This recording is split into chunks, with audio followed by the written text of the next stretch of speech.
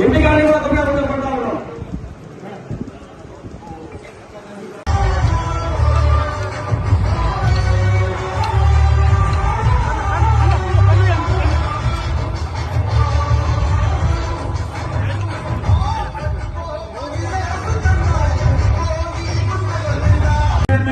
దాన్ని కూడా సమావేశం మీద ఆహ్వానిస్తున్నాం సార్. అదేవిధంగా డైరెక్టర్స్ అయినటువంటి కొద్దిగా వెడల్పు జరగరా, కొద్దిగా దేవన్నా కొద్దిగా వెనక వీళ్ళ జరుపు వద్దలే రేపు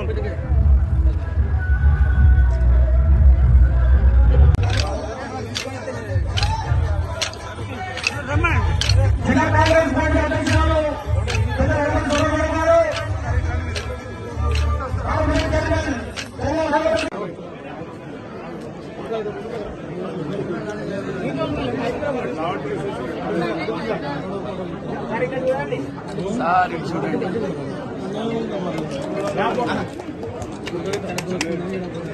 జై కాంగ్రెస్ అంటే సంబంధిత అధికారులను కానీ మన మంత్రులను కానీ మన ఎమ్మెల్యేలు మీకు దగ్గర ఉండే మన నాయకులు కానీ లేదా అధికారులను కానీ కలవండి, వాటన్నింటిని కూడా క్లియర్ చేయడం జరుగుతుంది.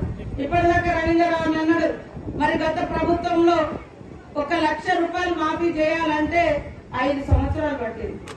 కానీ మరి నెల రోజులలో లక్షలాది మంది రైతులకు 2 లక్షల రూపాయల లెక్క మాఫీ చేసినాం. ఇంకా కొన్ని ఉన్నాయి, మేము లేవంటలేం, కానీ రకరకాల కారణాల రీత్యా అవి పెండింగ్ ఉన్నాయి. కొన్ని సహకార బ్యాంకులలో కూడా ఏదో కారణాలతోటి పెండింగ్ ఉన్నాయి. ఇంకా కొన్ని మరి పట్టాలు లేనటువంటి వాళ్ళు కూడా లోన్లు తీసుకున్నటువంటి వాళ్ళు, అలాంటి వాళ్ళే గాని ఇంకా ఇతరత్ర కారణాలు ఉన్నాయి. అవి కూడా ప్రభుత్వం దృష్టిలో ఉన్నాయి. తప్పకుండా వాటిని కూడా మాఫీ చేయడం జరుగుతుంది. ఏ హామీ అయితే ఇచ్చినామో అది సంపూర్ణంగా అమలు చేసే బాధ్యత మాది అని కూడా ఈ సందర్భంగా తెలియజేస్తాము. కొద్దిగా టైం పడుతుంది, ఎందుకంటే మరి అన్ని వ్యవస్థలు సరి చేసుకోవాల్సిన అవసరం ఉంది. మరొక దిక్కు 1000 కోట్లు ప్రతి నెల అప్పుకు వడ్డీ కట్టాల్సి వస్తుంది. గత ప్రభుత్వం బీఆర్ఎస్ ప్రభుత్వం కేసీఆర్ గారు వేసిన అప్పుకు వడ్డీలు కట్టడానికే 1000 కోట్లు పోతున్నాయి. మరి మిగిలిన వచ్చేటువంటి ఇన్కమ్ ను పబ్లిక్ అందజేయాలనేటువంటి ఉద్దేశంతో ఇప్పుడు రాబోయే కాలంలో మరి అందరికీ పేదింటి బిడ్డలు కూడా సన్న బియ్యం తినాలని ఇంటింటికి సన్న బియ్యం పథకం తెస్తాను. ఒకప్పుడు సన్న బియ్యం అంటే మరి ఉన్నత కుటుంబాలే తినే ఆలోచన అనేది ఉండేది. అట్లా కాదు, మనం పంట పండించేది మనం తినాలి, అది సన్న బియ్యం తినాలి అనే ఉద్దేశంతో ఇప్పుడు సన్నాలకు కూడా 500 బోనస్ పెట్టి కొనుగోలు చేయడం జరుగుతా ఉంది. అదే విధంగా ఇక్కడ ఈ నియోజకవర్గ అభివృద్ధి కోసం మరి 6 నిమిషాలు మన నాగరాజు గారు, మన ఎమ్మెల్యే గారు మన ఇంకా ఇతర తీసుకొని ఆర్డర్స్ ఇవ్వడం జరిగింది. అది కొద్దిగా డిలే అవ్వడం జరుగుతుంది. కాబట్టి తప్పకుండా చీరల పంపిణీ కూడా మహిళలకు ఈ రాష్ట్రంలో జరగబోతుంది. అది కొద్దిగా టైం పడుతుంది, కానీ తప్పకుండా మహిళా లోకానికి మంచి చీరలు ఇవ్వాలన్నటువంటి లక్ష్యంతో ఉన్నారని కూడా ఈ సందర్భంగా తెలియజేస్తా ఉన్నాము.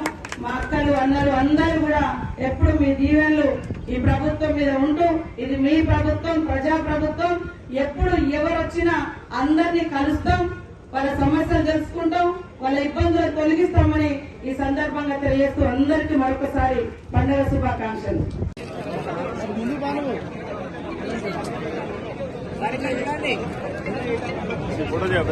పెళ్లి ఎండాకాలం చేస్తే బిడ్డ మళ్ళా దసరాకి వస్తుంది పెళ్లి చేసినాక. కాబట్టి పాడి పంటలు మనకు అప్పుడు వచ్చే చెరువులలో నీళ్లు నిండితేనే పంటలు ఇంత పండించుకునేది ఎక్కువ. ఆ తర్వాత మనకు బతుకమ్మ వస్తే మన కూతుర్లను పిలుచుకొని కష్టాలు కన్నీళ్లు మరి తెలుసుకునేటువంటి పండుగ. కాబట్టి ఈ యొక్క బతుకమ్మ పూలలో కూడా తీరొక్క గుణం ఉన్నది. చెరువులను శుద్ధి చేస్తుంది. మనం గౌరమ్మను పెడతాం, గౌరమ్మను మొక్కుతాం, ఆడకూతులు ఆ పసుపు ముద్ద చెరువులలో వేస్తాం. తంగేడు పువ్వు కూడా చెరువులు వేస్తాం, అన్నీ వేస్తాం. పువ్వు ప్రతి ఒక్క పువ్వుకు నీళ్లను శుద్ధి చేసేది. ఇప్పుడేమో మనము వాటర్ ప్లాంట్లలో గుంటలు వేస్తారు, కానీ అప్పుడేమో మరి ఇప్పుడైనా కూడా మనం చేసేది తంగేడు పూలు గాని గోనుగు పూలు గాని ఏ పువ్వు వేసినా అది సహజ సిద్ధంగా ఎలాంటి మందు ఎలాంటి కల్తీ లేదు. తీసుకుపోయి చెరువులు వేస్తే చెరువు శుద్ధి అయితే మరి పాడి పంటలు ఇచ్చినందుకు ఒక దిక్కు చెరువును మొక్కుకుంటూ చెరువును శుద్ధి చేసుకుని ఆ నీళ్లు మనం తాగేది వర్షాలు పడ్డ తర్వాత వచ్చే పండుగ. కాబట్టి ఇలాంటి పండుగలలో మరి ఎక్కడ చూసినా చెరువులు మాయమైపోతుంది. రాను రాను బతుకమ్మను కూడా మర్చిపోయే పరిస్థితి వస్తుంది. కాబట్టి ఖచ్చితంగా బతుకమ్మకు చెరువుకు అనుబంధం ఉంది. ప్రతి ఊర్లో చెరువులను కాపాడుకోవాలి. చెరువులు ఉంటేనే మరి మన ఊర్ల చుట్టూ పాడి పశువులు బతుకుతాయి, మనం బతుకుతాం, మన పంటలు బతుకుతాయి. కాబట్టి ఇవాళ కబ్జాలు కాకుండా చెరువులను కాపాడుకోవాల్సిన బాధ్యత మా అక్క చెల్లెల మీద ఉంది, మా రైతన్నల మీద ఉందని కూడా నేను సందర్భంగా తెలియజేస్తాను.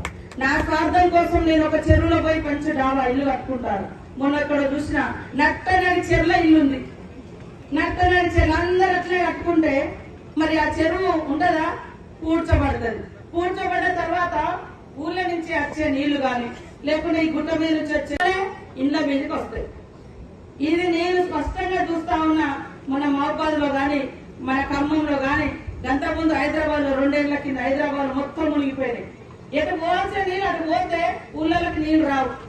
కానీ పోకుండా ఒకరిద్దరు స్వార్థం కోసం ఊరంతా మునిగిపోతుంది, ఊరంతా ఆగమైపోతుంది.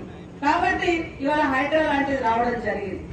అందుకోసం ఇవాళ మనం చూస్తాం. ఇక్కడ నేను ఇందాక మొక్కలు పెడతా అంటే అన్న వాళ్ళు అన్నారు, అరే మామిడి చెట్లు పెట్టండి అచ్చిన వాళ్ళు తింటారంటే అని కోతులు తింటారు. కోతులు కూడా తిన్నా పర్వాలేదు, కానీ కోతుల అప్పుడున్నంత జంగల్ ఇప్పుడు లేదు కదా. ఇప్పుడు ఊళ్ళో ఇప్పుడు ఇదంతా ఒకప్పుడు చెట్లు ఉండేది, వాటి జాగా వాటికి ఉండేది. ఇప్పుడు మనం వ్యవసాయం చేస్తున్నాం.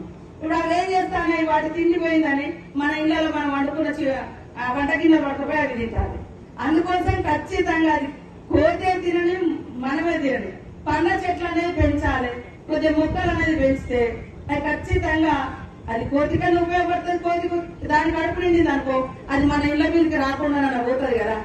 కాబట్టి ఖచ్చితంగా మొక్కలు నాటేటప్పుడు ఒక పండ్ల మొక్కలు నాటండి. ఖచ్చితంగా మన బతుకమ్మలకు ఉపయోగపడే పూల చెట్లు పెట్టండి. ఇట్లా ఉపయోగపడే పనినే మనం చేసుకోవాల్సిన అవసరం ఉంది. కాబట్టి మా అక్కల కోసం సరే ఈ రోజు ఇవ్వకపోవచ్చు, ఈ 4 రోజులు ఇవ్వకపోవచ్చు చీరలు, కానీ అద్భుతమైనటువంటి చీరలు చేనేత అన్నలతోటి దాదాపు 1 కోటికి పైగా చీరలు మరి సీఎం గారు ఆర్డర్ ఇవ్వడం జరిగింది. అవి వస్తాయి, ఖచ్చితంగా పంపిణీ జరుగుతుంది. కొంతమంది అంటారు ఇప్పుడు ఇస్తలేరని. మేము 150కి 2 చీరలు లెక్క చేస్తలేము. చేనేత అన్నంటే చేనేత అన్నకే ఇచ్చి ఖచ్చితంగా మహిళలు మరి కట్టుకునేటట్టుగానే ఉండాలని ఒక తమ్ముడి పాత్రలో అన్న పాత్రలో